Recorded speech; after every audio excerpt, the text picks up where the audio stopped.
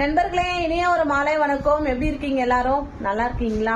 உங்ககிட்ட ஒரு சந்தோஷமான செய்தி பங்கெடுத்துக்கலாம் அப்படின்னு சொல்லிட்டு தான் வந்திருக்கேன். சரிங்களா? ஏன்னா சில பேருக்கு எரியும், சில பேருக்கு நமிக்கும், சில பேருக்கு குத்தும். சரிங்களா?